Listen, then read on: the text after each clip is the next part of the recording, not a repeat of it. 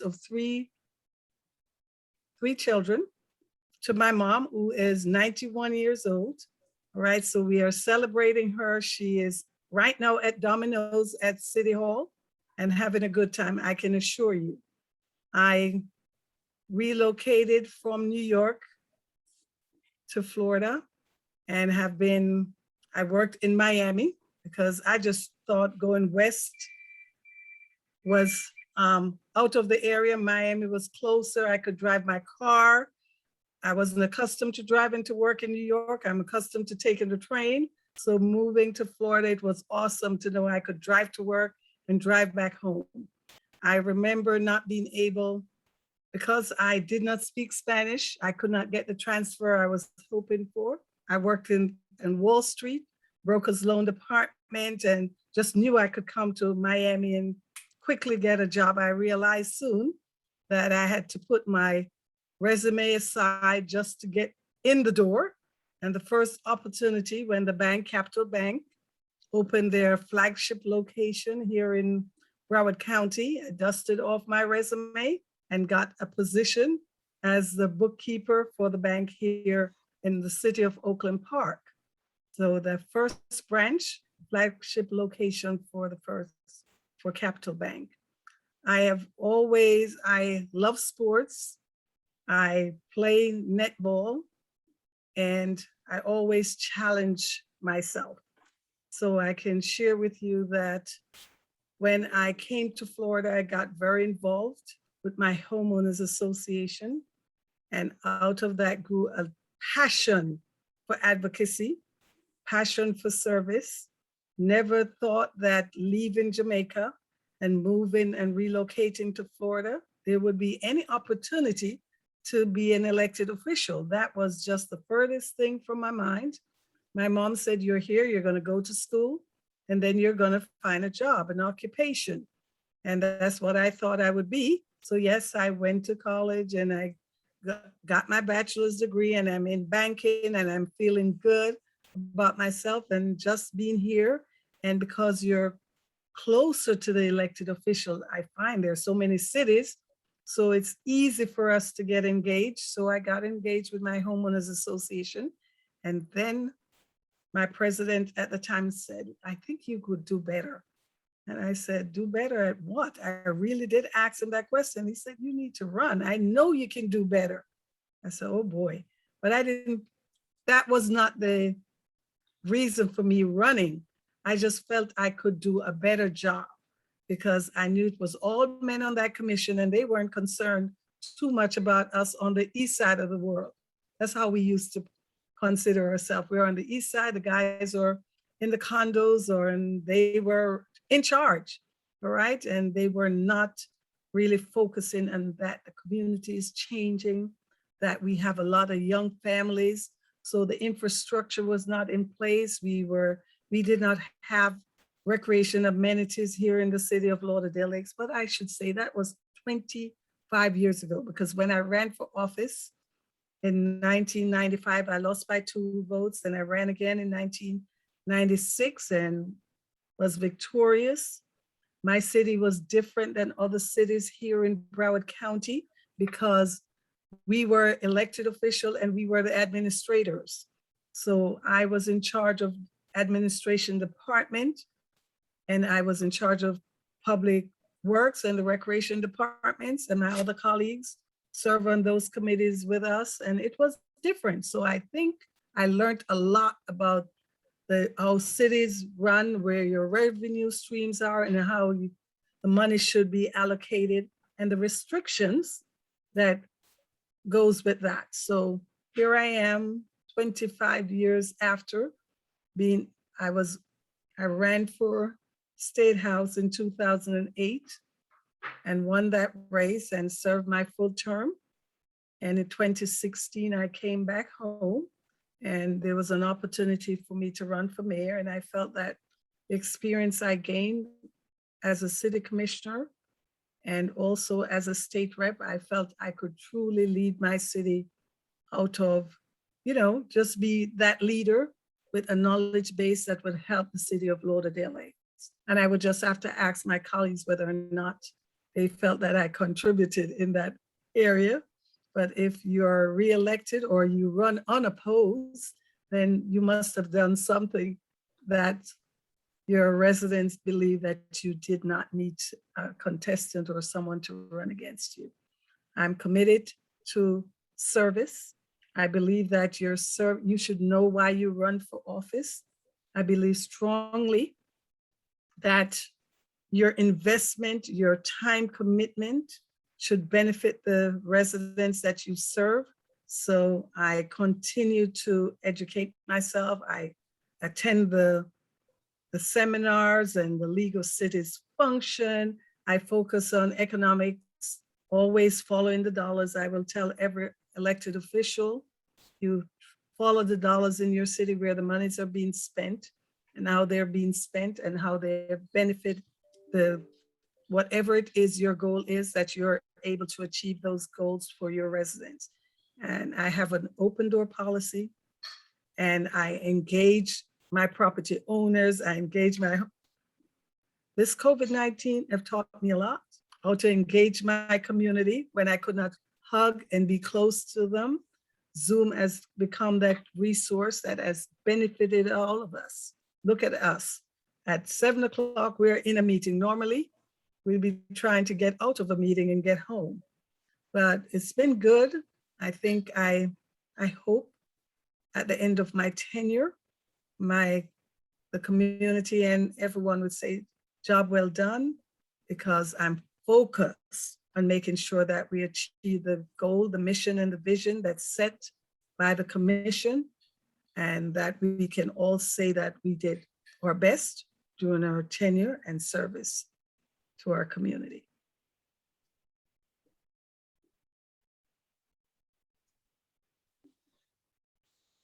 Can you hear Wow, me? I think I should just go home at this point. So I guess this is my turn. My background's a little different. So as was stated previously, I'm the daughter of Cuban immigrants. My parents came one by one. My sister came through the Peter Pan flights. Then my mother and brother came probably about 7 months after that. And the following year, my father came into Miami, and through the Episcopalian Church, they moved out to California, where I was born 4 years later. I'm the accident of the family. My brother was 9 years older and my sister 12 years older. And so, but growing up, I started school here. We moved back to South Florida because this is ultimately where all of our family was, pretty much. And so my mom wanted to be closer to her sisters. And so I did go to school here in Oakland Park. I grew up, I'm a Broward County kid. I consider myself, even though I wasn't born here, that's how I consider myself. My parents lived in their home that I grew up in up until they passed. And unfortunately, they didn't get to see me when the office that I'm in. I did run twice before for commission, one very early on, and then 2 years prior to my running for mayor. The first time I ran, it was just one of those things that I've always been involved. My parents instilled the importance of the vote because of the circumstances in which they left their country. I always tell people, especially when it comes to immigration, nobody wants to leave their country because they love it. They leave it because the circumstances are what they are, and that's why they leave. So they always instilled the vote, always made sure I had my sticker. So I'm a super voter. And so I ran for office, did not win. But I was still involved in my community. My children, I have 2 now grown children. And through school, I was always involved in school, whether it was PTA, SAC, SAF, any of those organizations. I was and as they got older, I felt even more the need to be involved because, the older they get, the less they want to talk to you. But that's really when you really need to find out what's going on. So I was the North Area High School representative. So I was always involved with the school board side. And it's funny because somebody had actually suggested that I run for school board. But that was not where I wanted to go. And so I ran for commission. And again, I was not successful, but I was approached by several people to run for mayor. Our mayor had been in office for quite some time. We have been residents for many years, not as many as some of our residents who still live here, but you know, we've lived here long enough that we've seen the transition of what our city was. My background is legal. I've always worked for attorneys. I'm a former Florida Bar certified paralegal. And while I worked for commercial attorneys, commercial law, and international law, there was always a lobbying side. So I've worked for firms that did lobbying. So I'm familiar with government and how it works. And I also know the legal side of it. So I figured, you know what?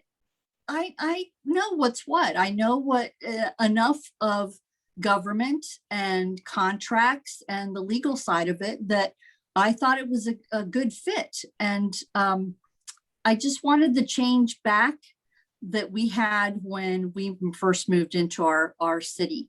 We had areas that did Christmas lights. We had restaurants. We had so many things that kind of had gone by the wayside. And so I wanted to bring that back. And I believe that I have the knowledge and the understanding to bring it back. And I believe I have. So that is my background as far as coming into city as a result.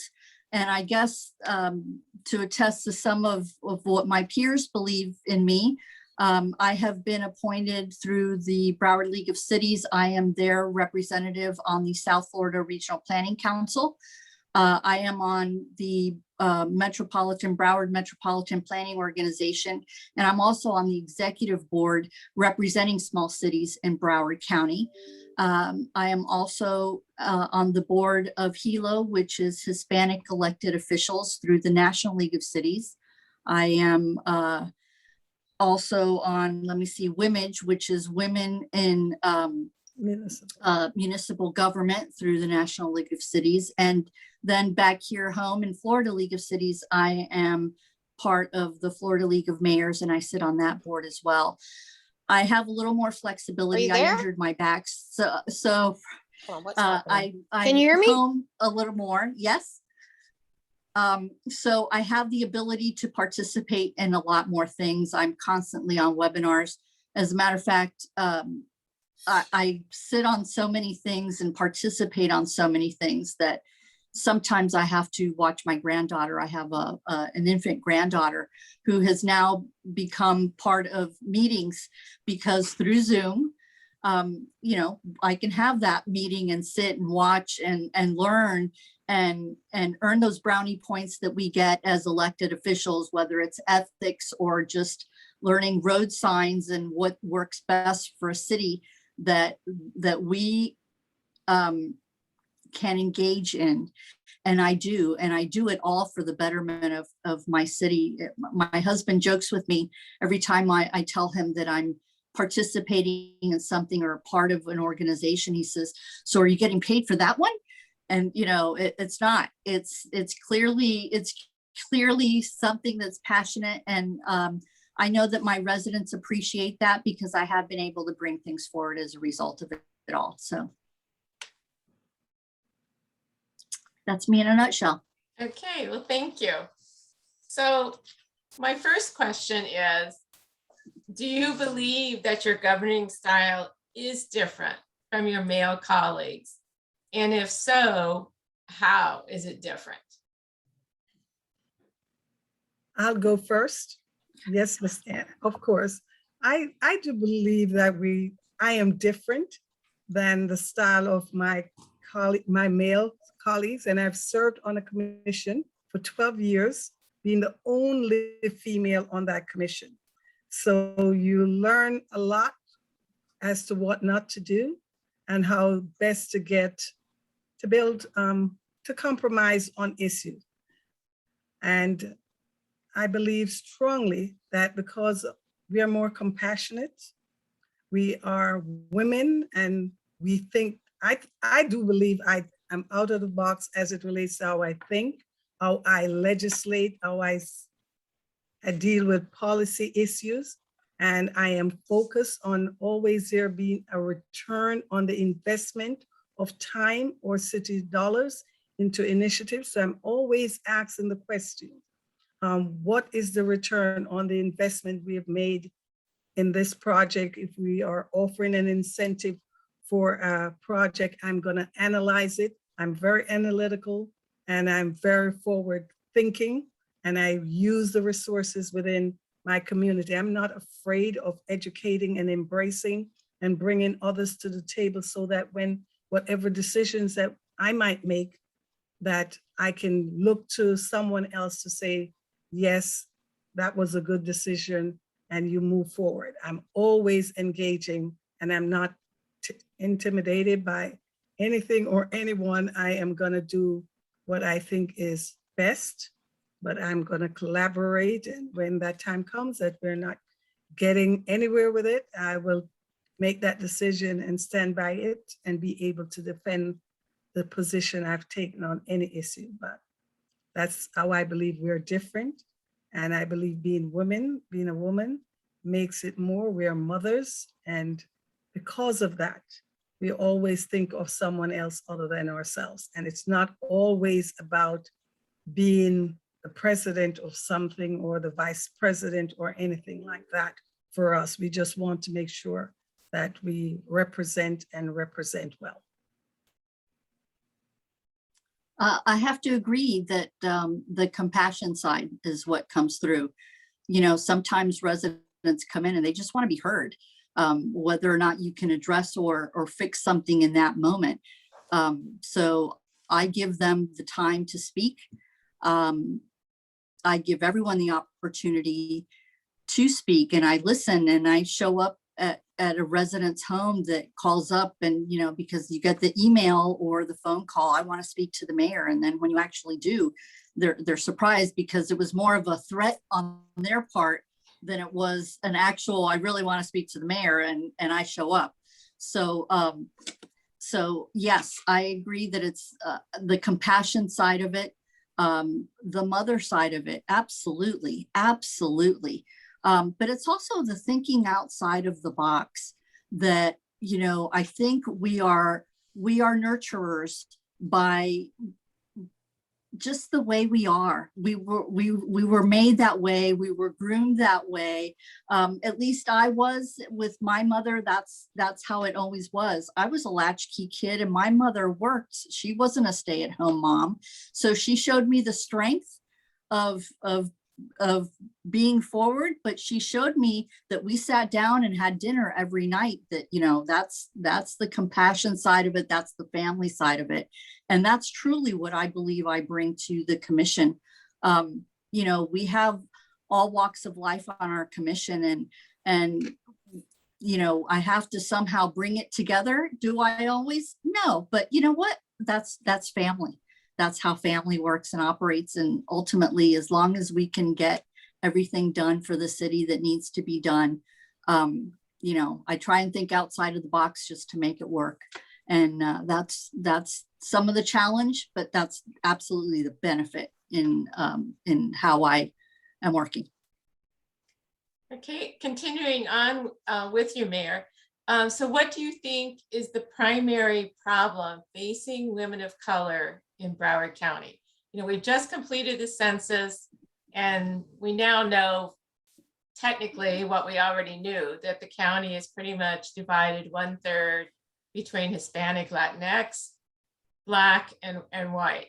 But for the women of color, what is it you think what we're facing, the major problems that we're facing? I will go back to gender and race. Okay, sometimes we might not want to have those conversations, but it still does exist. But what I'm proud of, and because I know a lot of women, more than our Black male counterparts, are going back into educating themselves. So you see that a lot of Black women are back in college and doing very, very well. But that does not mean having the education and the qualification education, that the opportunity for upward mobility is achieved overnight, and we are not disillusioned by that. So, and I know, yes, that's across any race, that we have more unmarried, single parents, okay, children born out of wedlock. So that is where that woman's strength comes in, because now we are mothers taking care of our families. We are going back to college and universities and getting our degree, and we are preparing ourselves for the workforce. But I also know that what creates wealth in the Black community is housing, and having affordable housing, having quality housing has always been a challenge for Black communities and for Black people here in America. I remember when I lived in Brooklyn, or relocated from Jamaica to migrated and was in Brooklyn, finding a home was very challenging. And finding a home when you have a child was also the hardest thing to achieve then. And we know that if you own your home, that is the wealth that you're generating for future for your children. And when it becomes unaffordable, like it is today with the income levels of women, because we're still being paid less than our counterparts, whether or not you're Hispanic or white, male or female, where that pay scale, there's disparity there. So I know that education and giving us an opportunity, and we're not asking you for anything because we can do that job. We're qualified, we're trained for it. Just that upward mobility, and also increasing this income level of women. Okay, so we can take care of families and take care of ourselves if that is our choice. And if a fine gentleman come into our lives, then okay, that's good, but we can take care of our families. Mayor Ziade, what would you say?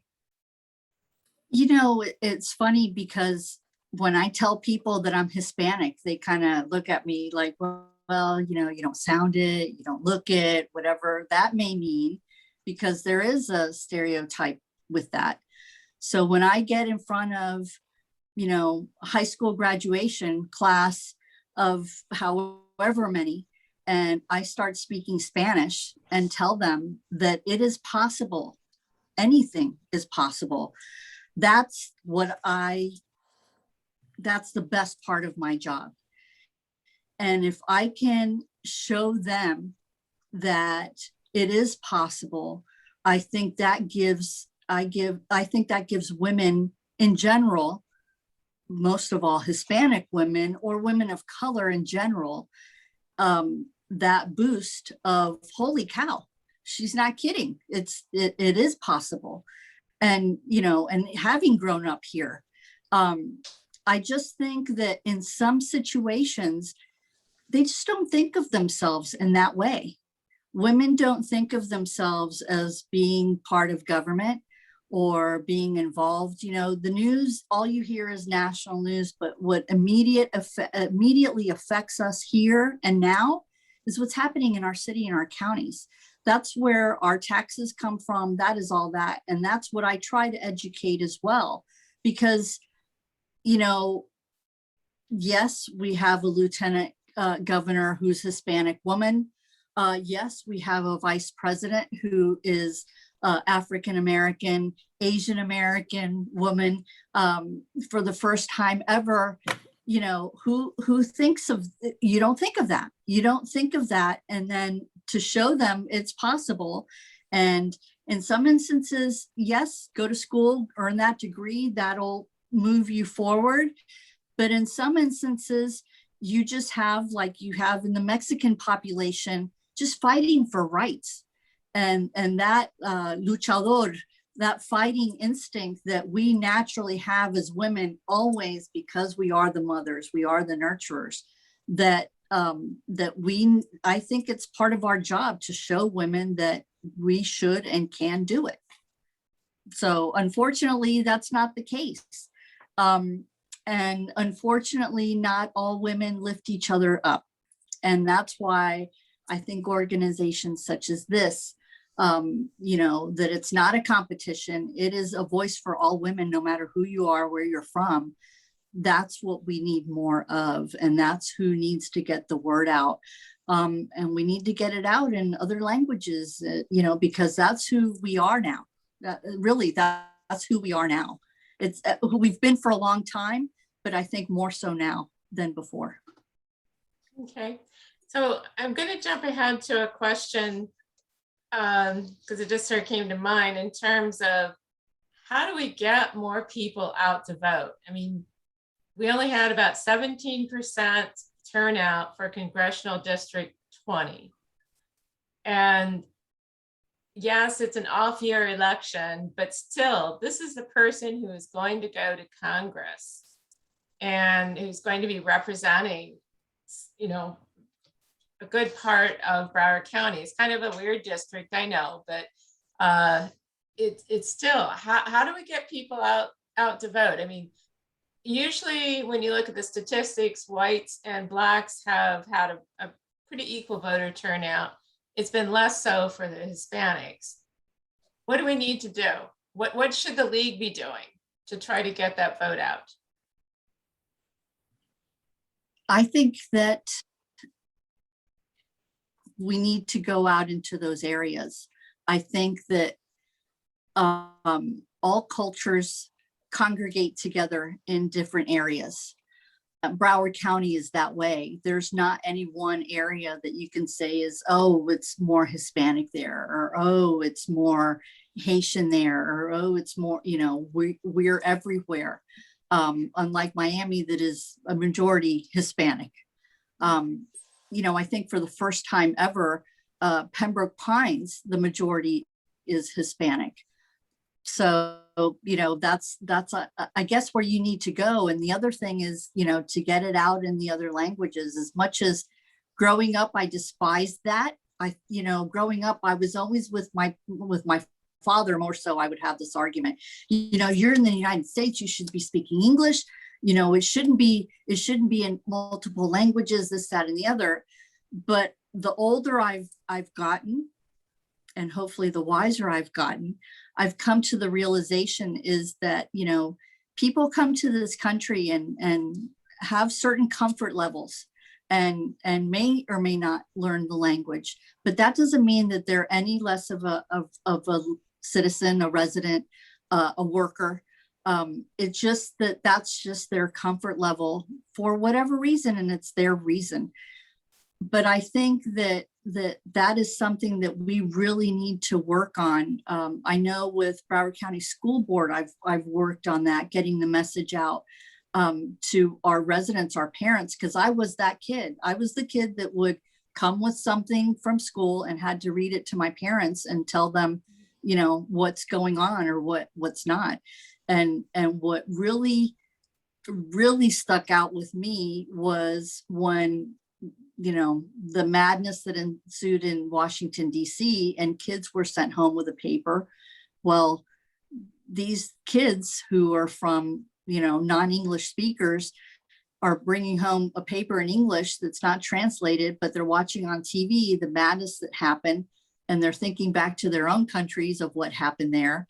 So you have to have that conversation with them. That, you know, I did have conversations, and I poo-pooed the Broward County School Board to many levels because they didn't do a better job, as well as other school boards, I'm sure, of helping kids through that.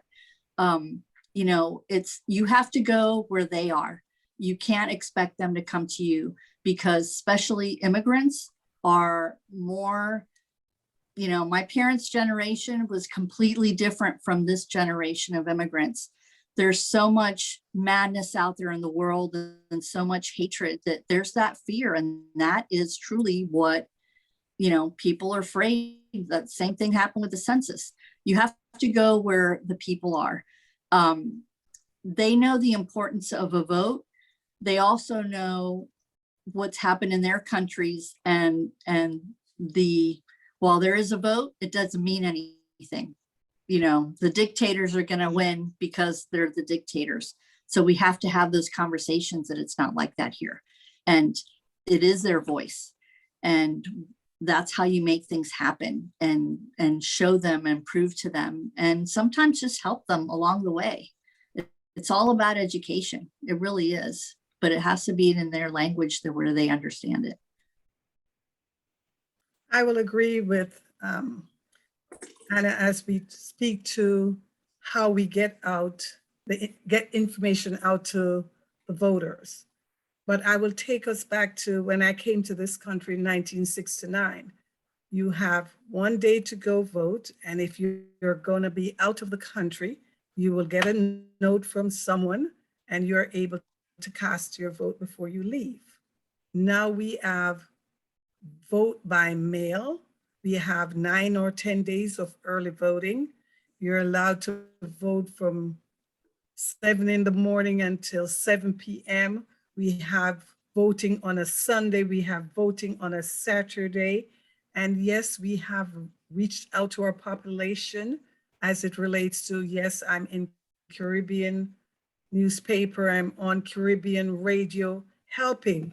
I don't know of the establishment if they're using those agency. I'm speaking the supervisors of elections, if they're doing that, but I know the community at large in general, we are doing our part in trying to get the message out that you must vote. So when I'm looking at in my city a 6% turnout, I am truly disappointed, all right, because we know what we have done. And yes, we have gone through the Domino shop or the bakery or the ethnic supermarkets. We have done with posters and signage. We have done it all. So we have to look at what most people will vote during a presidential and a gubernatorial race. So we have to find a different model when we have these special elections, because when I came back from Tallahassee, one of the things I instituted was we would put out a sign that would say, vote today, or, you know, something to remind everyone as you traverse our city that election day is today. And this year, for some reason, I forgot it. So I was beating up on myself. I mean, I came back, please write it down someplace. This is what we're going to do going forward, because I just felt that as a city, we did not do our part. But honestly, I don't believe that, because I know what we did individually as organizations, the Caribbean Chamber of Commerce, you know, different groups that we belong to, and the, you know, we made phone calls. Anna would say she would speak in Spanish. Okay, Jamaicans, we have, if I go deep into my language, you might not understand me at all, because I came here in 1969 and I vowed I would not lose my accent. So I worked real hard to maintain that identity. All right. And we speak English, but I can truly go deep. All right. You heard me, Anna and Yes. Miss Yes. Veronica. All right. We can do that. But I don't know what it will take. I know people are fearful. You can have your citizenship and you can be in another country. You can request your ballot. You can turn it, they can walk it into the embassies in those countries. Those are the ballots we're waiting on right now. Those that went out in the mail to different countries. So there's so many opportunities for us to participate in this country that we have adopted. This is our home, and we have an opportunity to vote. So many people, and I know we're going to say, oh, yes, yes, a lot of people sacrificed for us to be here. You know, that District 20 election, yes, we know we have lost a giant in our congressman, and it's going to be hard to fill that seat, but, you know, we needed to see a higher voter turnout. Our communities, all of us, it's not just that Black district, the voter turnout was poor overall. So we have to look through to the January election, make sure we can see a higher participation from our residents. And the League of Voters, we have women voters, I personally enjoy the opportunity to work with you during redistricting, passing those constitutional amendments for fair districts. And Broward County in 2018 adopted some of those um, amendments into their legislation and how their policy will work. So we have done a lot, and we have done a lot as women. It's always good to have an organization that you can feel comfortable in that space. And Mayor Anna and I know as women mayors, we said, oh boy, there are 4 or 5 of us. And we started meeting because sometimes the guys would like to talk over you and we're just saying, oh no, we're not allowing that to happen. So if this is happening with you, we're talking as to how we can help each other. And I think we've done a good job of networking and helping each other as female mayors. Absolutely. For my Absolutely. city, I don't have any problems now. I have an all-female commission. And we try our best to be respectful of each other and know that it's all about the city of Lauderdale Lakes, and that however we are perceived, our residents will respect us based on how we are carrying ourselves. And we try our best to make sure we put the best foot forward. So 5 women in Lauderdale Lakes, and as I look, I see Commissioner Carleen Maxwell Williams. Yes, she has joined the conversation also. So it's just good to have a base and someplace to go, and you can ask your question and you can participate in activities of your organization. And I do know I still have my membership and I pop in sometime, right, Miss Carol? All right, and love to work with you and all of your activities. Women, the last program we were engaged with has to do with women against drunk drivers. Is that one of the ones that out of Plantation, we were very involved with that initiative. So Okay. having our own organization, working with our colleagues and helping each other to grow and be proud of each other's achievement. We need to learn how to do that better as women, and hopefully one day we'll get there. Thank you. Okay. So for each of you, what is the one thing you would like to do in your city that you have not been able to accomplish yet? And why do you think you have not been able to do that? Whatever it is. Okay.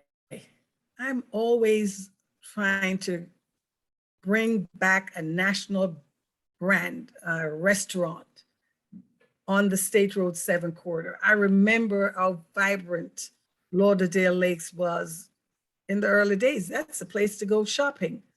Okay, when I came here, 19th Street there was no university and west of that. So everything was on the State Road 7 corridor.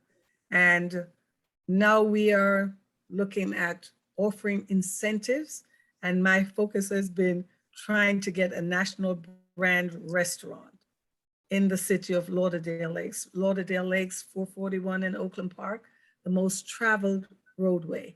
So we know we can sustain that business, but those franchises do have their own guidelines, and we are trying to diversify our housing stock. And so we can increase the income levels, attract higher income, and everyone that's looking, they want to be close to transportation, and that we do provide. And so we are close to I-95, we're close to the Turnpike. So that's a good thing. We have a hospital in our cities. Not too many cities can speak to having that type of institution within our boundaries. So we're excited about that. But attracting a national chain restaurant to the city of Lauderdale Lakes has been a challenge, but I will overcome. Okay, that was not what I was expecting. Mayor Ziade, what would be the one thing you've been trying to bring to your city? I have to say that taking baby steps, I've been able to achieve a lot of the things that I wanted to achieve. But city as a whole, obviously bringing new business in is always a great achievement. But we're 5.4 mile radius is our city. We're built out pretty much. So what I would like to do, and I I haven't figured it out yet, but I know I will. We have some areas that are not the best as they once were. And so it's both residential and commercial, and just trying to figure out, you know, working with a public-private partnership, you know, thinking outside the box. And I think that that's kind of where I've struggled, is because I think outside the box, and because my city has done things the way they've done, sometimes I come across as a bull in a china shop. But again, baby steps. I have been able to achieve many of the things that I wanted to, but we're still a work in progress. But I think that it's happening. I think I have that belief, but it's improving on that side of it. You know, we're so small. We should be more of a community, and I think that's what's lacking. And I'm just trying to figure out a way how we can come together.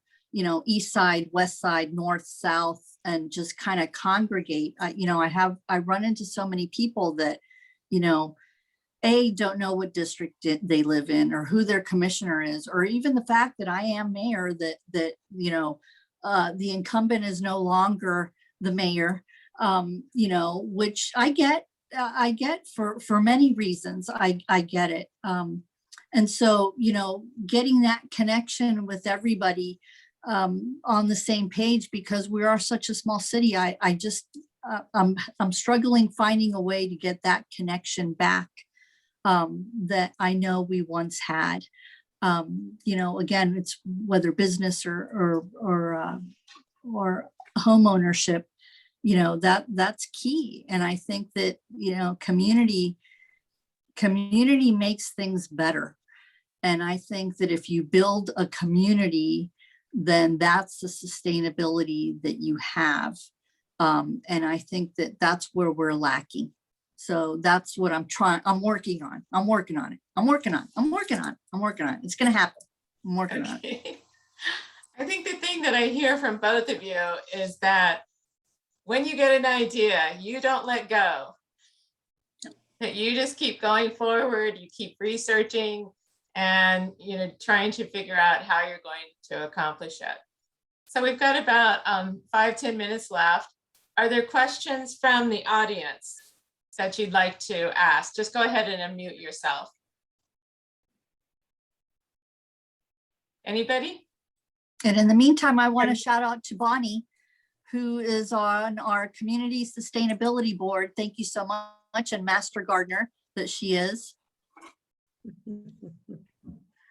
Okay. I just want to say, I remember when, before I decided to run for commission in the city of Lauderdale Lakes, I was very active in the city of Lauderdale Lakes on advisory boards and participating in events and activities. But it really was my husband who convinced me to run for office, because he says, I think, just as the mayor, that you can do good for the city because you love the city. I married into the city. I like to say I was a previous resident of the city of Moorgate, but when I got married and I moved into Lauderdale Lakes with my husband. So my question is, how can we encourage more women to run for office and not be afraid to take that step out there and take whatever comes to them or comes to us when we are running? Because sometimes they think that women are brash, that women are bold, that we're stepping out of our place and those types of things. So that deters a lot of women from running for office, because it can be brutal. But I must say that I'm always thankful to my husband, and those who know me knows that my husband is my biggest cheerleader, and I'm thankful for that. But how do we get women to take that step and just to step out there? You know, I think it's that connection. If they see you like this, that you're the same person, that you're not a fake person when you're on a Zoom meeting, as opposed to when they run into you at the grocery store, or anywhere else for that matter, I think that says a lot.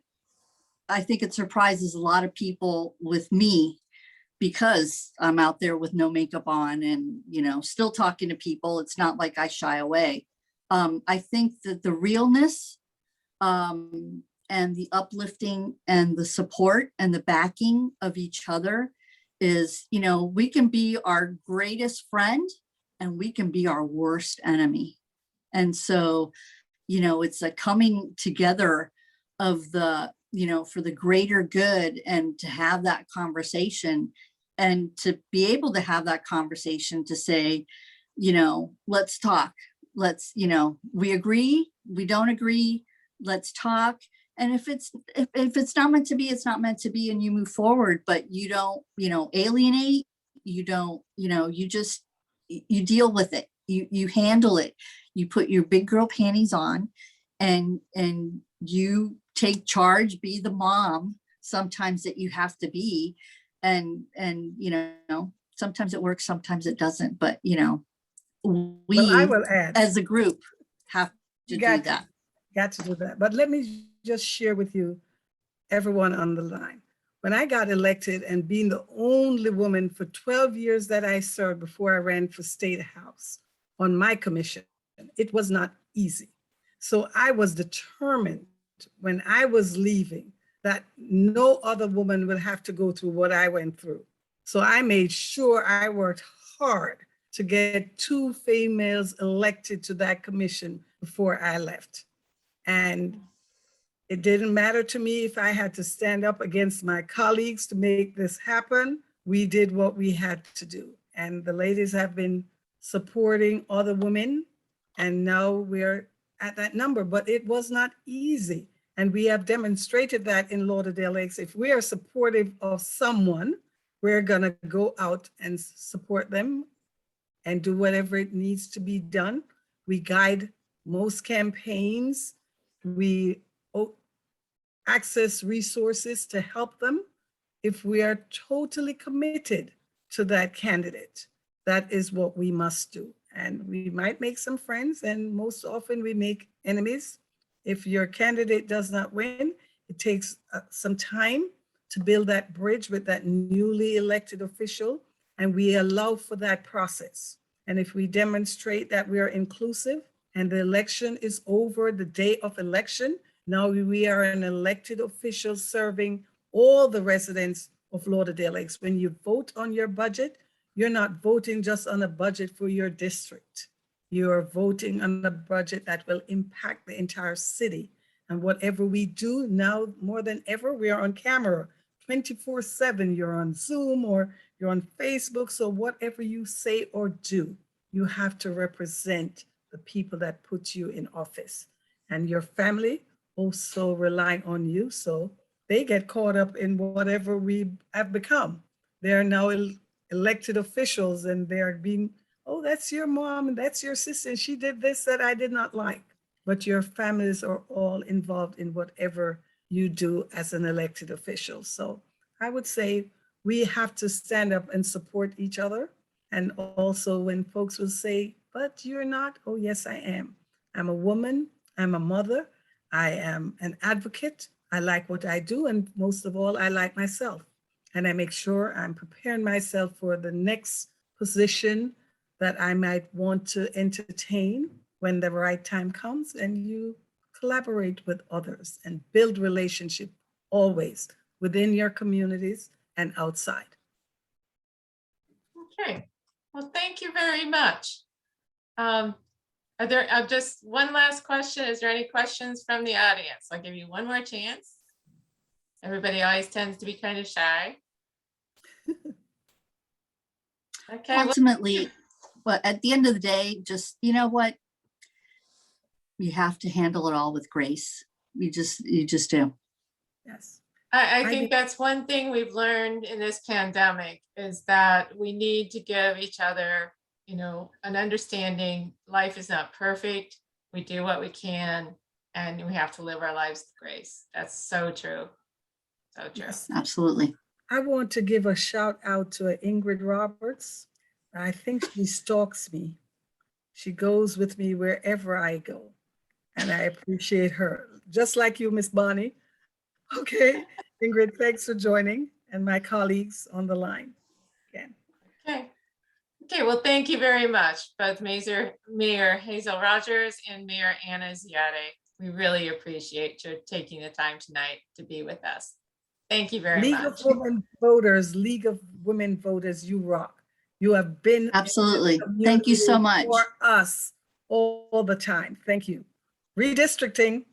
Oh, yeah, we're keeping our eyes on it, and also for Good. what's going to happen in the county too. So Yes, my yes. understanding is they should be getting the maps probably next Monday. So I'm talking about them at the county commission next Tuesday.